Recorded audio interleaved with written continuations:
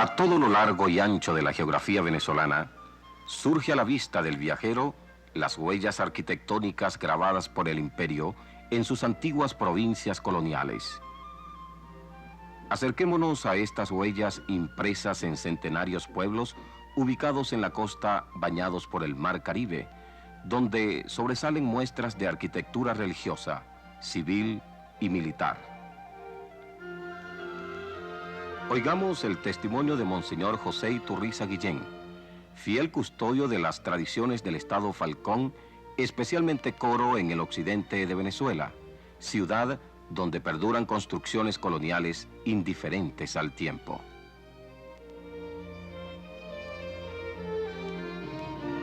Coro es sin duda una de las ciudades más importantes de nuestra patria, de Venezuela, e inclusive del continente americano. Muchas son las circunstancias por lo que Coro fue primigenia y primera en el concierto de nuestros pueblos.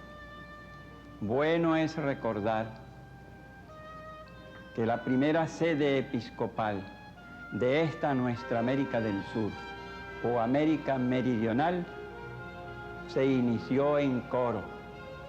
Primero que otras ciudades importantes como Santa Marta, Quito, Bogotá, Buenos Aires, Lima. Y Coro es raíz y es historia. Su ayer vive plasmado en el acervo que guarda con devoto y acendrado afecto sus templos, sus casonas, calles, alamedas y museos lo pregonan. En la parte más septentrional de esta tierra nuestra, Venezuela, está Paraguaná, tierra de añoranzas y futuro promisor. Conserva luminoso el sello colonial de su estirpe.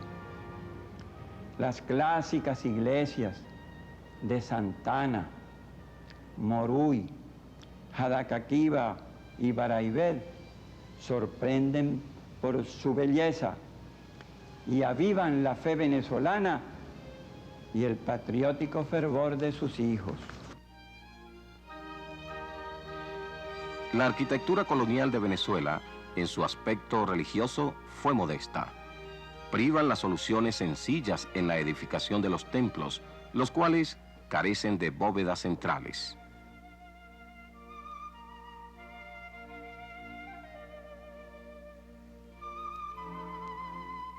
Coro, ciudad de solera, donde apreciamos viviendas de tiempos coloniales, presenta buenas muestras de los materiales utilizados en las construcciones de ciudades y pueblos. Las limitadas condiciones económicas existentes en Venezuela en la época colonial exigieron a nuestros anónimos alarifes y artesanos el uso de la madera y los derivados de la arcilla como materiales básicos.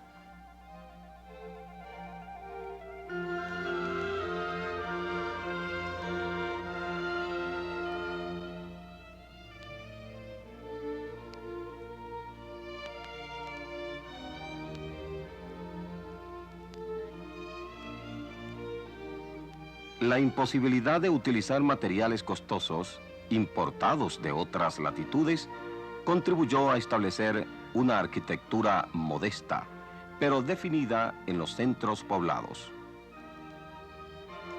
El empleo de la piedra labrada y el hierro fueron elementos exóticos en la arquitectura colonial de Venezuela. Tan escaso fue el hierro que la residencia más suntuosa de Coro ostenta el nombre de la Casa de las Ventanas de Hierro. Resalta en esta vivienda su curioso portal con elementos de origen plateresco y gótico.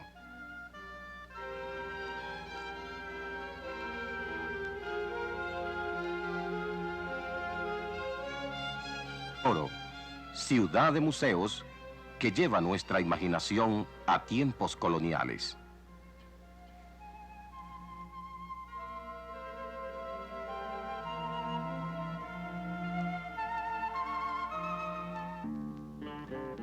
Dirigiendo nuestra mirada hacia el litoral central, nos vamos a La Guaira, encrucijada del Mar Caribe.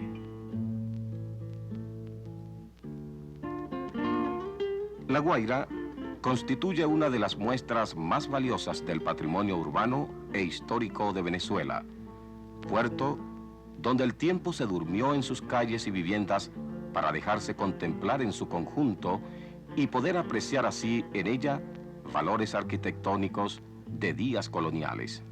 Sus empinadas calles guardan la herencia castellano-andaluza de sus primeros pobladores que le dieron identidad única entre los pueblos levantados con la arena caribe. Las leyes de Indias reglamentaban la trama urbana básica de los pueblos. En lugares calientes, sean las calles angostas.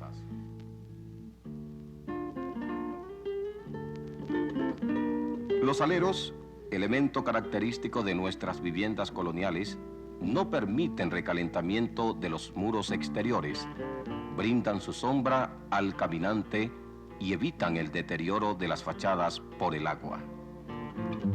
Los brillantes colores de las ventanas exteriores es otro elemento tradicional legado por nuestra arquitectura colonial. El siglo XVIII imprimió fisonomía a nuestra arquitectura.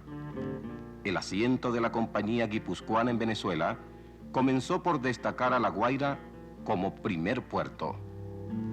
Los ingenieros y alarifes cantábricos volcaron sus habilidades en la edificación de la casa matriz de la Compañía Guipuzcoana.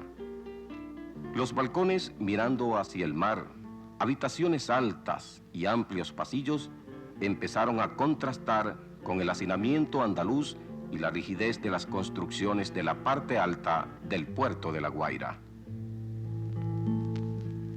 Es de hacer notar que en muchos de los fardos importados a Venezuela por esta monopólica compañía vasca, también venía furtivamente literatura enciclopedista que hablaba de libertad. En Venezuela no tuvimos en las ciudades construcciones civiles que pudieran merecer el apodo de palacios. La ciudad de los palacios fue México, construcciones que reflejan una vez más el poderío económico que tuvo esa parte de los dominios españoles. En Venezuela, la arquitectura marcha paralelamente a las posibilidades económicas. Por lo tanto, las casas son modestas, pero eso sí, de espacios muy holgados. Es decir, no era una casa apretada, sino una casa, la casa urbana me refiero, que tenía un zaguán que daba a un primer patio grande rodeado de arquerías, luego atravesado por un comedor y luego otro traspatio en la parte posterior, donde habían también los servicios, las cocinas y también, quién sabe, un patio adicional que podía servir de caballerizas. Son casas, por lo tanto, que ocupaban una extensión bastante grande de terrenos y que concentraban en la fachada el poderío de la familia cuando podía tener, por ejemplo, un escudo de arma, que naturalmente era el blasón que obligatoriamente tenía que ponerse encima de la portada. Los españoles no tuvieron intenciones estéticas en la arquitectura militar. Privó el uso práctico en este tipo de edificación defensiva.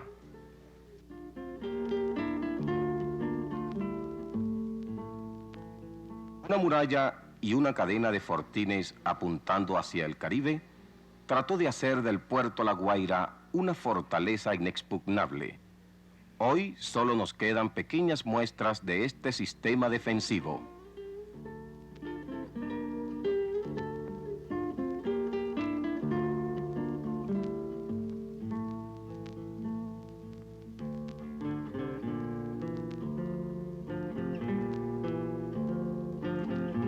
El castillo de San Carlos en La Guaira fue construido en 1769.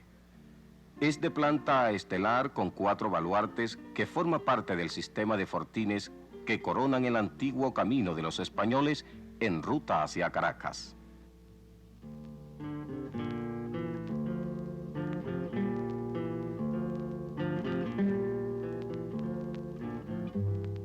El castillo de San Carlos era un elemento defensivo ante la presencia de naves enemigas en la antesala de Caracas.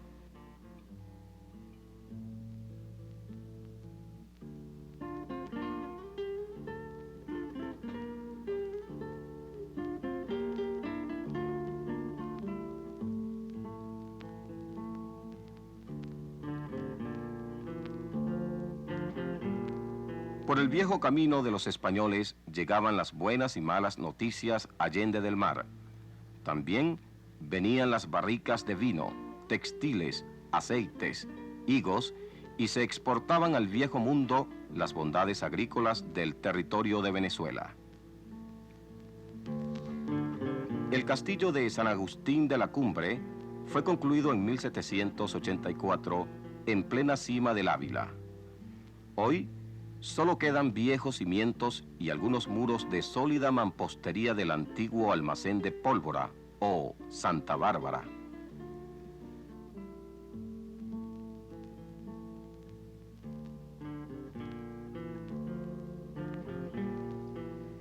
Es un dato poco conocido de que en la arquitectura colonial de Venezuela los ejemplos de arquitectura militar son más numerosos que los de cualquier otro país.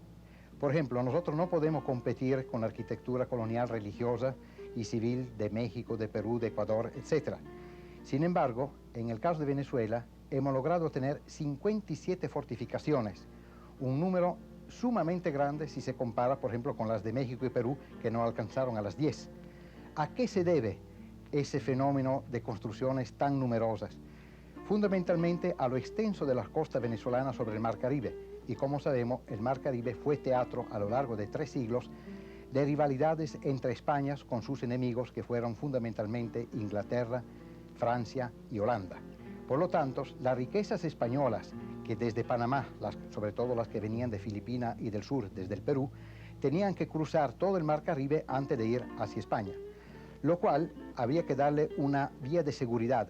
Y la seguridad consistía en navegar a lo largo de la costa, de tal forma que si se divisaba una escuadra enemiga, o de pirata, bucanero, filibustero, llámese como se quiera, los barcos o los navíos españoles tenían la posibilidad de meterse inmediatamente en Portobelo, en Cartagena, en Santa Marta, en Maracaibo, en Puerto Cabello, en La Guaira, en Cumaná, en la isla Margarita, en fin, hasta Trinidad. Ya de Trinidad en adelante, la travesía del Atlántico era más segura, puesto que era completamente libre. En el oriente venezolano resaltan las construcciones militares. Cumaná, suelo natal del mariscal Antonio José de Sucre, tiene valiosas muestras de arquitectura militar. El castillo de San Antonio tiene forma de estrella de 4 puntas, de tal modo que los baluartes esquineros se unen entre sí. Está ubicado en el tope de una colina que domina a la antigua ciudad de Nueva Toledo, hoy Cumaná. El castillo de San Antonio de la Eminencia fue construido entre 1684 y 1686 sobre las ruinas de otra fortificación destruida por un terremoto.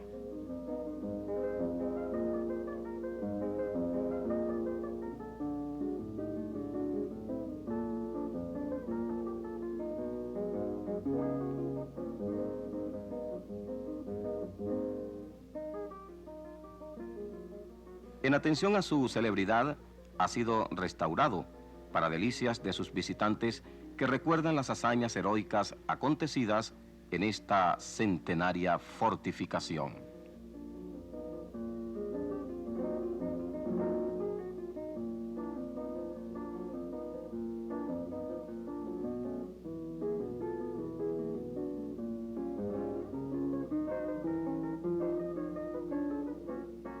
Navegando en el Golfo de Cariaco, en ruta hacia la histórica población de Araya, sorprende al visitante el legendario castillo de Santiago de Araya, la más importante construcción militar de la colonia. El castillo de Araya fue terminado en 1642 por los españoles en Venezuela.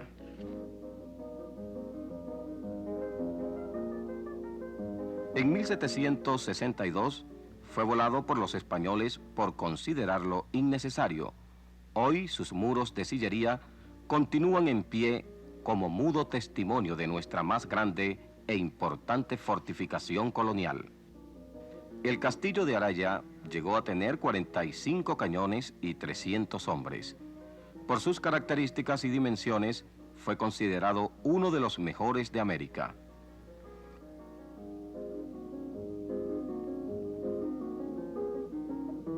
Araya, tierra árida con plantas de poco follaje y un clima abrasador, debe su celebridad a su rica salina, explotada desde tiempos coloniales por españoles, ingleses y holandeses.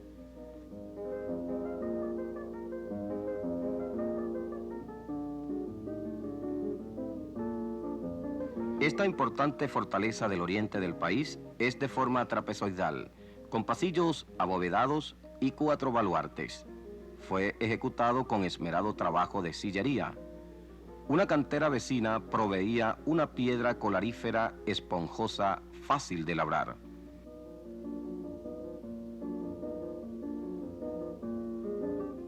La Asunción en Margarita, Isla de las Perlas, guarda en su patrimonio importantes fortificaciones construidas para defender la isla del acoso de las potencias imperiales que se disputaban el Mar Caribe.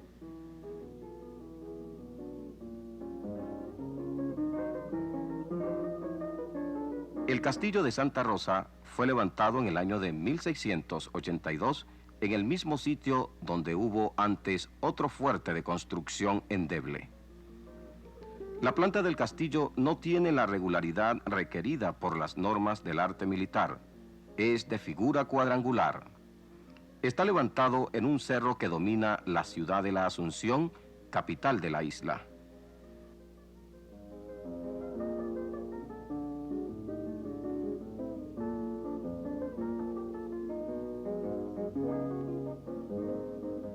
Pasadas y presentes generaciones recuerdan con orgullo la prisión de la heroína Luisa Cáceres de Arismendi, quien fue internada en un tétrico calabozo del castillo de Santa Rosa para intentar vanamente quebrar su ideario de emancipación.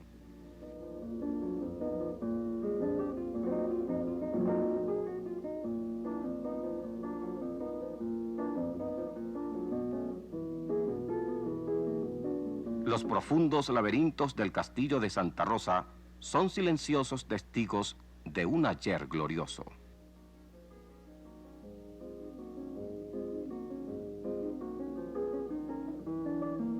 La Asunción guarda también como patrimonio cultural su catedral, levantada en 1599 con materiales de mampuesto de cal y piedra. Este templo no ha sufrido modificaciones de consideración y aún mantiene su solemne sencillez, por lo que constituye un orgullo del pueblo margariteño.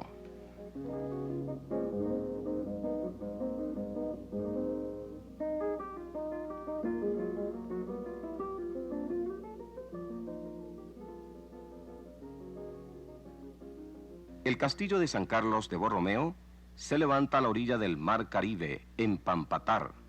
Fue edificado en 1684 ante el temor que los ingleses pudieran apoderarse de Margarita. Tiene forma estelar con 4 baluartes. Un profundo foso protege a esta noble fortificación.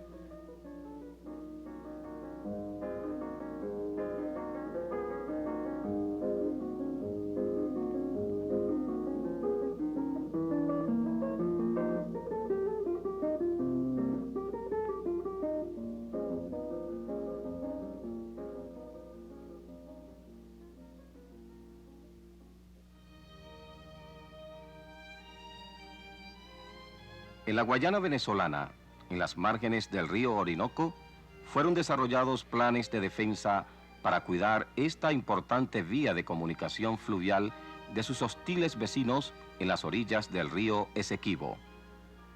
El fuerte de San Diego de Alcalá, o El Padrino, se construyó en lo más alto de una colina para proteger la navegación furtiva dentro del majestuoso Orinoco. El fuerte de San Diego es de traza irregular.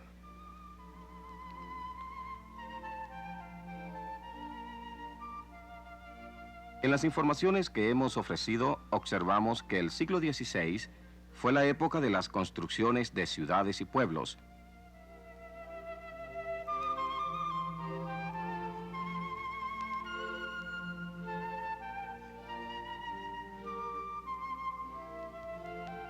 Mientras el siglo XVII se distingue por ser la época de edificaciones de fortificaciones y defensas, pues los continuos saqueos motivaron la construcción de castillos, reductos, baterías y casas fuertes que sumaban unas 67 fortificaciones, levantadas todas ellas a lo largo de las costas marítimas y fluviales de la antigua Capitanía General de Venezuela.